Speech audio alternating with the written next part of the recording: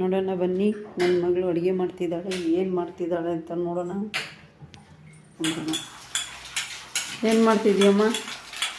Omelette ಮಾಡ್ತಾ ಇದ್ದೀನಮ್ಮ. ಏನು ಇವತ್ತು ಸ್ಪೆಷಲ್ಲು? ತೋರಿಸ್ತೀನಿ ರಮ್ಮ ಒಂದು ನಿಮಿಷ.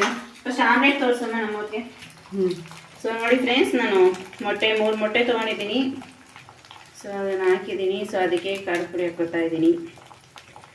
ಇದು ಸೈಡು ನಂಚ್ಕೊಳಕಮ್ಮ. ಇದು ಖಾರದ ಪುಡಿ, ಉಪ್ಪು, ಸಿಂಪಲ್ ಫ್ರೆಂಡ್ಸ್, ಸಿಂಪಲಾಗಿ ನೋಡಮ್ಮ ಆಮ್ಲೆಟ್ ಮಾಡಿದ್ದೀನಿ. ಸೊ ಇದಕ್ಕೆ ಏನೇನು ಮಾಡಿದ್ದೀಯ ತೋರ್ಸಮ್ಮ. ಏನೇನು ಮಾಡಿದ್ದೀನಾ ಬಾ ಅಮ್ಮ ತೋರಿಸ್ತೀನಿ.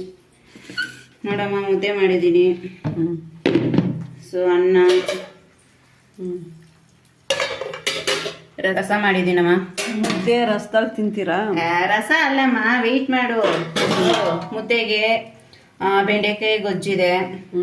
ಸೊ ಇದು ನಮಗೆ, ನಿನಗೆ ಸ್ಪೆಷಲ್ ಆಗಿ ನಾನು ನೋಡಿ ಗೊಡ್ಗಡ ನೂರಕ್ಕೆ ರೆಡಿ ಮಾಡ್ಕೊಂಡಿದ್ದೀನಮ್ಮ. ಹೌದಾ, ತುಂಬ ಸಂತೋಷ.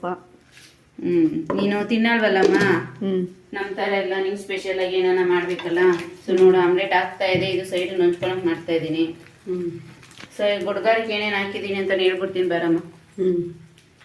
ನೋಡಮ್ಮ, ಈ ಗೊಡ್ಗಾರಕ್ಕೆ ನಾನು ಒಣಮೆಣಸಿನ್ಕಾಯಿ ಹಾಕಿದ್ದೀನಿ, ಬೆಳ್ಳುಳ್ಳಿ, ಕೊತ್ತಂಬರಿ, ಹುಣಸೆಹಣ್ಣು, ಜೀರಿಗೆ, ಮೆಣಸು, ಉಪ್ಪು. ಸೊ ಎಷ್ಟೇನು ಹಾಕೊಂಡಿದ್ದೀನಮ್ಮ. ಇದು ರುಬ್ಬಿಡ್ತೀನಿ.